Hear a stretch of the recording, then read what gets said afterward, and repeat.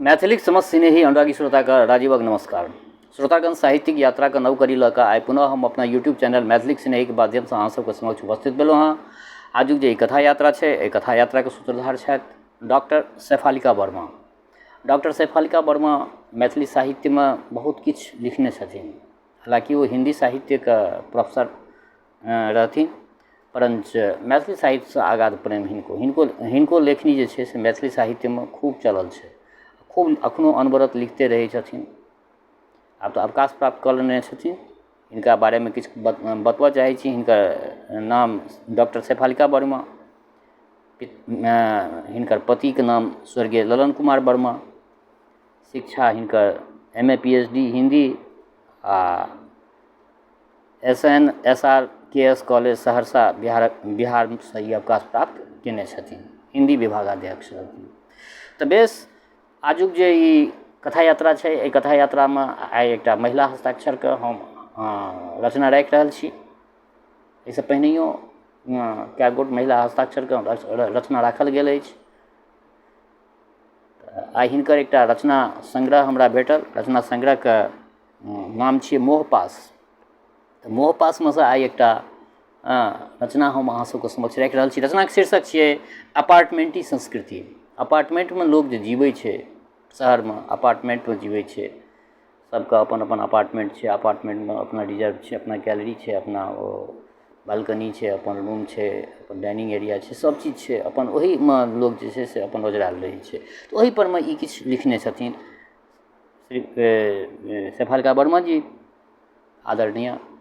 तऽ हिनकर ई रचना आइ अपार्टमेंटी संस्कृति अहाँ सबके समक्ष राखि रहल छी। आग्रह जे सम्पूर्ण रचनाके पलखतिमे सुनब। आ दोसर बात, जँ केओ गोटा नव छी हमरा एहि चैनलपर, पहले बेर देख रहल छी वा सुनि रहल छियै, तऽ चैनल सब्सक्राइब कऽ ली से आकांक्षा। तऽ बेस लेल जाउ आजुक ई रचना अपार्टमेंटी संस्कृति।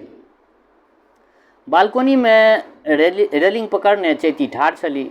भोर हेबामे एखन किछु देर छल, किन्तु चैतीके भिनसरे उठि जेबाक हिस्सक छल आ बालकोनीमे आकाश दिस शून्यमे तकैत रहबाक।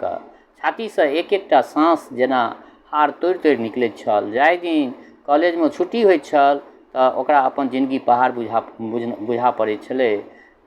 दुनूटा बच्चा बाहर पढ़बा लेल चल गेल छल। पतिके नौकरी एहन जे हरदम टूरे पर रहैत छलाह। फ्लैटमे रहबाक प्रथम अनुभूति छल ओकर। सुरक्षित हेबाक भाव आइ लोकके अपार्टमेंट दिस उन्मुख कऽ देने छै। मुदा ई अपार्टमेंटी संस्कृति लोकके आर असगर कऽ देने छै। 2 कोठरी 3 कोठरीके कबूतर खाना सन फ्लैटक कोठलीमे बन्द रहैत छथि। भीतर जिनगीके हलचल, एतेक शांति, एतेक निस्तब्धता जे बुझा नहि पड़ैत छै जे एहि अपार्टमेंटमे जीवनोके लक्षण हेतै। सभक भीतर एकटा आतंक। केवाड़ खोलब नहि कि भीतर ढुकि जायत।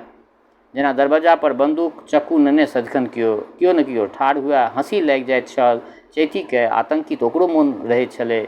अखबार ओ पढ़िते छली। खाली इएह सब तऽ भरल रहै छै अखबार।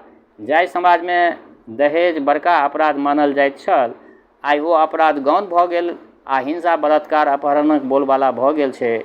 आइ दहेज नहि लेब रहितो वैवाहिक संबंधक रूप बदलि लेने अछि। प्रत्यक्षतः कतेक ठाम दहेज नहि तऽ मांगल जाइत अछि आ नहि देल जाइत अछि। तैयो समस्त व्यापार दहेजक रहैत अछि।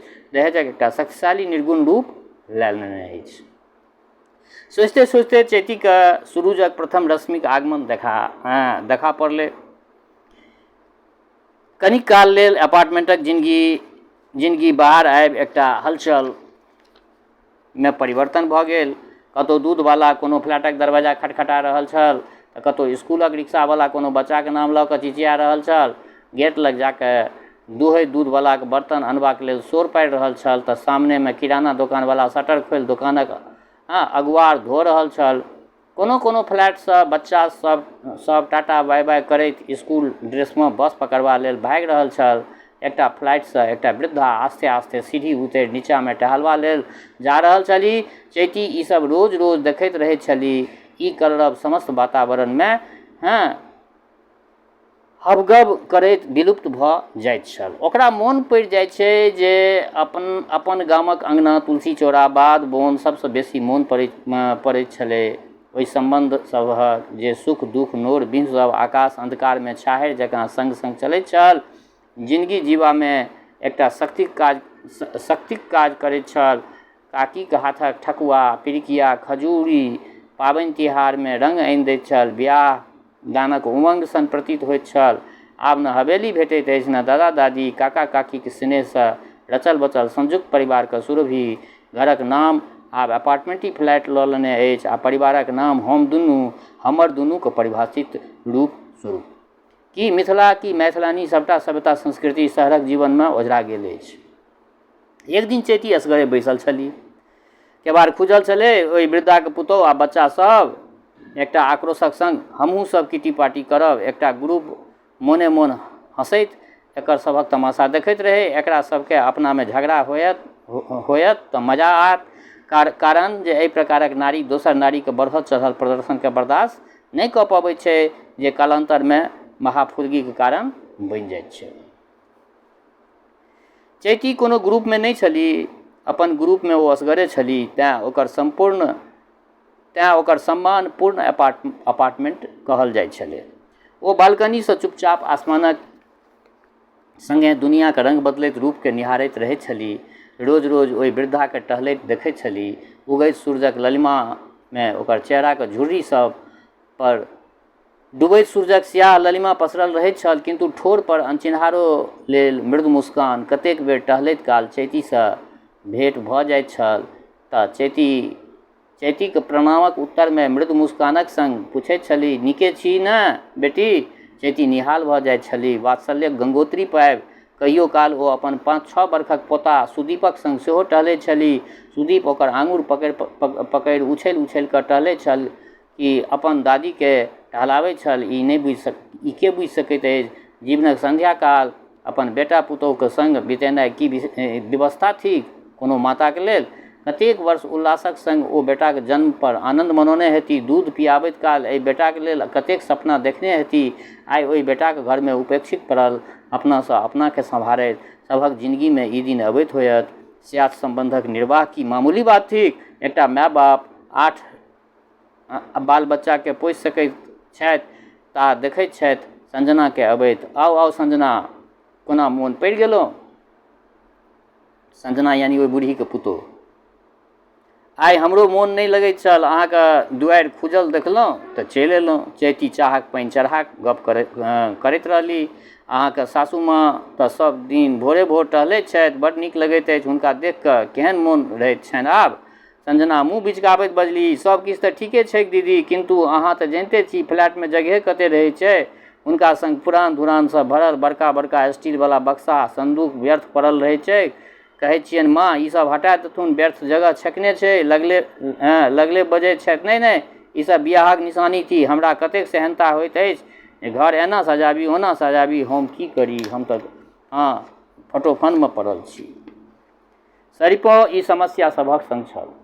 लोकके वस्तुजातक मोह तऽ त्यागै पड़ैत छै।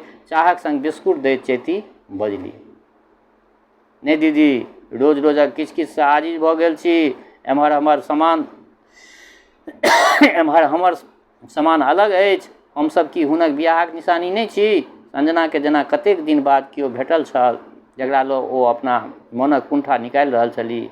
फेर कने मध्यम स्वरे बजली, दीदी एक बेर अहाँ माँके बुझा दियौन ने, कतेक दिक्कत होइत अछि। अपन कोनो संगीके बजाइयो नहि सकैत छी। आब असल बात पर एली संजना। यानी आउटडेटेड बुझाइ छै। ओ अपार्टमेंटमे जे ओ बुढ़िया रहै छै तऽ ओ हुनका अपार्टमेंटके घृणित कए रहल छै, तेँ ओ अपना संगीके नहि बजा रहल छथिन। ई बात ओ बाजि रहल छथिन। तेँ कहलखिन हँ लेखिका जे आब असल बात पर एली संजना। चैती जनैत छली एहि अपार्टमेंटमे महिला सभक कतेको ग्रुप बनल छल। सब ग्रुप किटी पार्टीमे मस्त। अपन अपन वस्त्र जेवर जात सभक अपूर्व प्रदर्शनक अवसर प्रत्येक हफ्ता ककरो न ककरो घर पर किटी पार्टीके आयोजन होइत छल, किंतु ओहिठाम बच्चा सभक प्रवेश वर्जित छल। एक दिन भोरे भोरे अपार्टमेंटमे हलचल मचल छल। सभक फ्लैटक दुआरि खुजल आ भागम भाग भऽ रहल छल। चैतीके आश्चर्य लागल कि की बात छै। जिज्ञासा भेलनि। राति वृद्धा चलि बैसली। के? अरे अहाँके नहि बुझल अछि, सुदीपक दादी। चैती हतबुद्ध सन ठाढ़, खुश होइ कि उदास मुक्ति तऽ भेट गेलै कोई वृद्धाके, किन्तु ककरो मृत्यु पर केओ खुश कोना भऽ सकैत अछि? एक दिन तऽ एक दिन तऽ ओ सेहो अधवयस्क हेती, सपनामे भरल ऊर्जामे सजल मोने मोन सोचैत छथि अंतिम दर्शनके लेल चलबाक चाही। चैती शान्त मोनसँ सुदीपक ओतऽ गेली, लहास पड़ल छल, पैर छुइ प्रणाम केली। संजना चैतीके पकड़ि ठोहि पैरके कानऽ लगली, दीदी माँ चलि गेली, घर सुन भऽ गेल, आब के आसरा रहल? चैतीके देह पाथर भऽ गेल छल, किन्तु नहि बाजि सकली।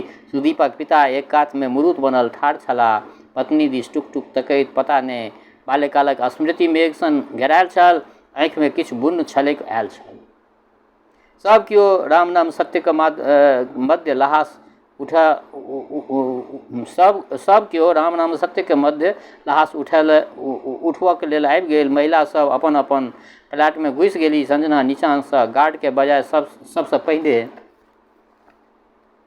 बक्सा पेटी संदूकके नीचाँ अपार्टमेंटमे खुलल आकाशके नीचाँ रखबा देलनि। घर बेस पैघ भऽ गेल। जाबत सब बाँस घाटसँ घुमितैक ताबत फिनाइल डिटॉलसँ सौंसे घरके धुआ। संजना उपेक्षित सोफा टेबुल सबटा नीक ढङ्गसँ सजा देली, जेना ओकरा हाथमे बिजली भरि गेल छलै। एकटा आदमीके चलि गेलासँ घरमे कतेक जगह भऽ गेलै। देखियौ, बहुत पैघ विडम्बना, बहुत पैघ सूक्ष्म बात पर में जे छै से लेखिका कलम चलेने छथिन।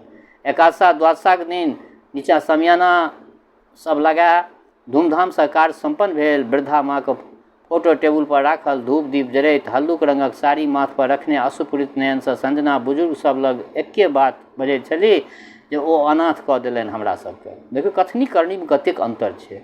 ओ अनाथ कऽ देलनि हमरा सबके। कोनो बात नहि कनिया, आब अहाँ सब हुनक प्रतिष्ठाके आगू बढ़ाउ। लोक सब ई बात कहलकनि, आगू बढ़ाउ यानी आब अगिला क्रियाकर्म अहाँ सब करू। कोनो बात नहि। दोसर कोनमे किट्टी पार्टी वाली सब घेरने। बाप रे, घरो हल्लुक भऽ गेल, मोनो हल्लुक भऽ गेल। साधारण गप थी माय बापके रखनाइ, सबटा शौक सहनता उठि गेल छल। फेर किट्टी पार्टीके आयोजन भूमिका बनैत रहल। एम्हर संदूक पर चुपचाप बैसल संदीप बैसल, आँखिसँ नोर भरल दादीके स्मरण कऽ रहल छल। तऽ बेस श्रोतागण, हिनकर एकटा छोटे रचना छल, अहाँ सबके समक्ष रखलहुँ हँ। परंच रचना बहुत वजनदार छलै। रचनामे बहुत किछु, बहुत कम शब्दमे बहुत किछु लेखिका शेफालिका वर्मा जी रखलखिन। तऽ डॉक्टर शेफालिका वर्मा जीके साधुवाद दै छियनि। हिनकर रचना आइ हम एकटा रखलहुँ हँ। अहाँ सब सम्पूर्ण रचना सुनब, सुनलाक पश्चात अपना प्रतिक्रिया सब गत करायब। दोसर बात, हमर श्रोता चाहे गाँवमे रहै छी वा प्रदेशमे, देशमे रहै छी वा विदेशमे, जतऽ कतौ रहै छी, स्वस्थ रहू, निरोग रहू, अपना आचरणके पवित्र बनेने राखू। माता जनक नंदिनी जगदम्बा माँ वैदेही कृपा सदिखन अहाँ सब पर बरसैत रहै। शुभकामनाक संग जय मिथिला, जय मैथिली।